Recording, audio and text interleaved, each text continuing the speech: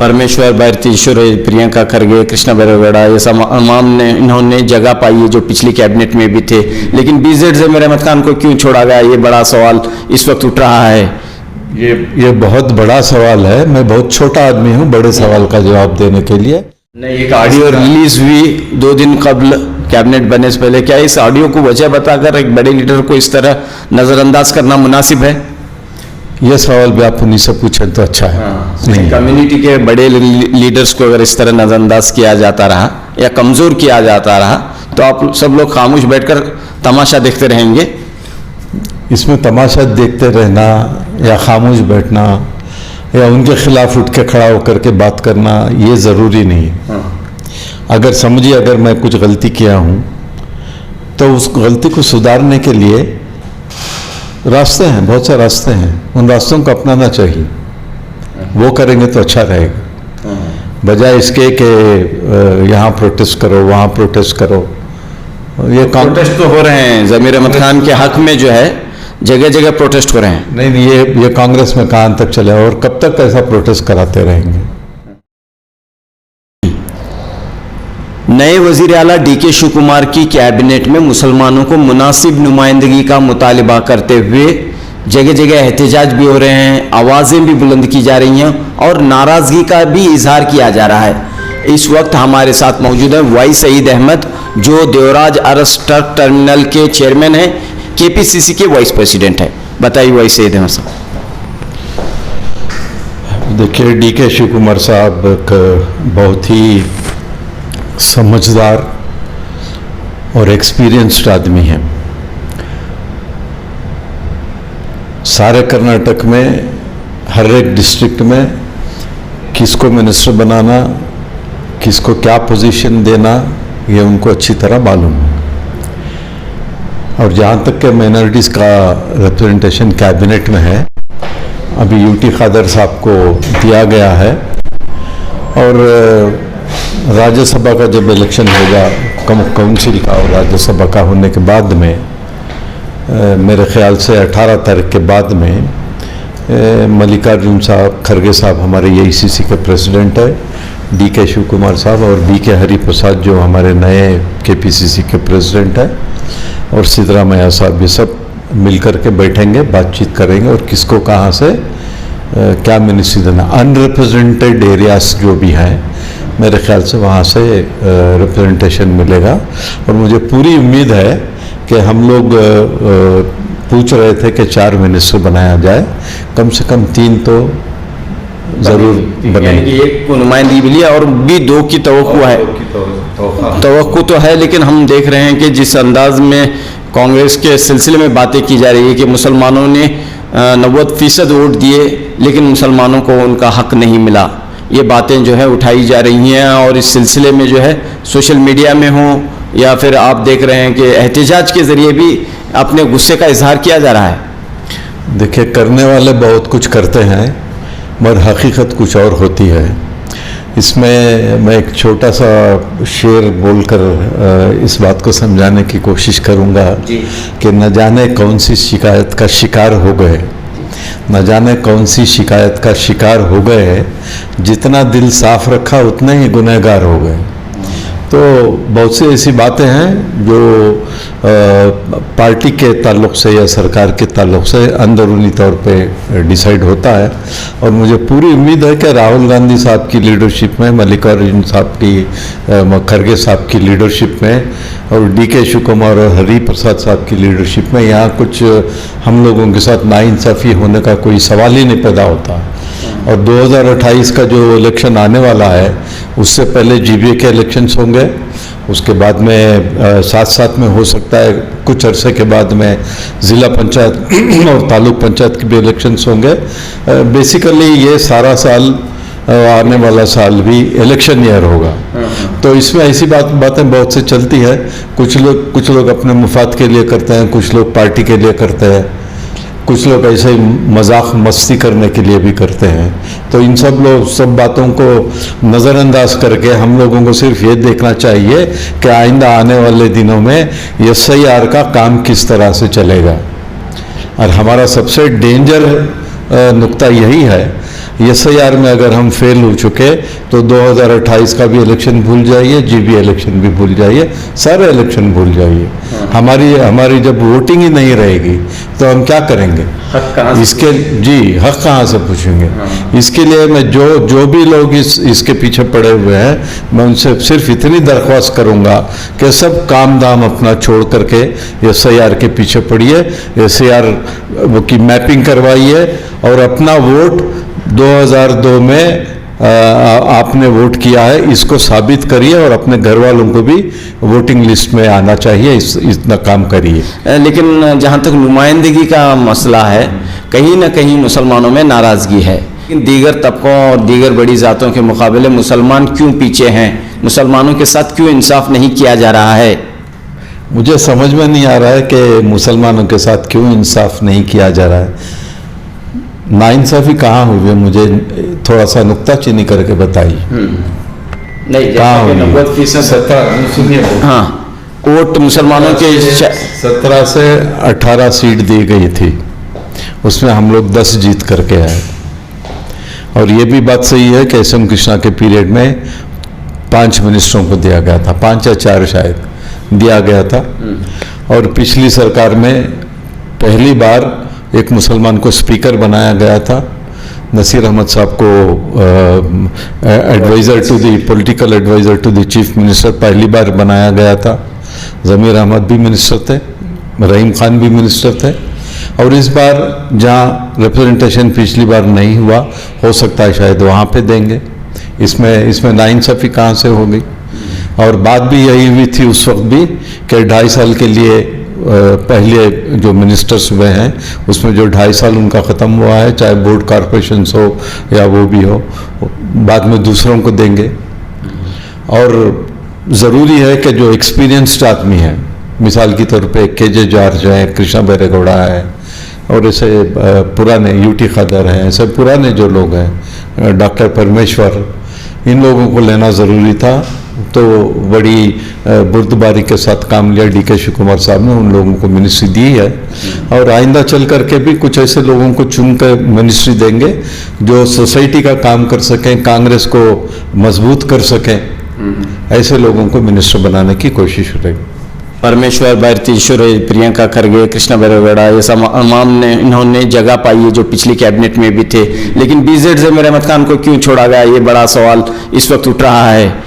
ये बहुत बड़ा सवाल है। मैं बहुत छोटा आदमी हूँ बड़े सवाल का जवाब देने के लिए। इसका जवाब आपको या तो राहुल गांधी जी दे सकते हैं, या तो खरगे साहब दे सकते हैं, या तो DK शिव कुमार साहब दे सकते हैं। नहीं, एक ऑडियो रिलीज हुई 2 दिन कबल कैबिनेट बनने से पहले। क्या इस ऑडियो को वजह बताकर एक बड़े लीडर को इस तरह नज़रअंदाज करना मुनासिब है? यह सवाल भी आप उन्हीं से पूछें तो अच्छा है। इसलिए कि मैं कुछ, आप एक सीनियर लीडर हैं, आप भी कुछ राय रखते होंगे, आप भी अपनी राय। देखिए, मैं सबको एक ही तरह से देखता हूँ, चाहे वो ज़मीर अहमद हो, नसीर अहमद हो, सलीम अहमद हो, रिजवान अरशद हो, या कुछ भी, सब पार्टी के लोग हैं। मैं एक ही नज़र से देखता हूँ। इसका जवाब मेरे पास नहीं है। कम्युनिटी के बड़े लीडर्स को अगर इस तरह नज़रअंदाज किया जाता रहा या कमज़ोर किया जाता रहा तो आप सब लोग खामोश बैठकर तमाशा देखते रहेंगे? इसमें तमाशा देखते रहना या खामोश बैठना या उनके खिलाफ उठ के खड़ा होकर के बात करना, ये ज़रूरी नहीं है।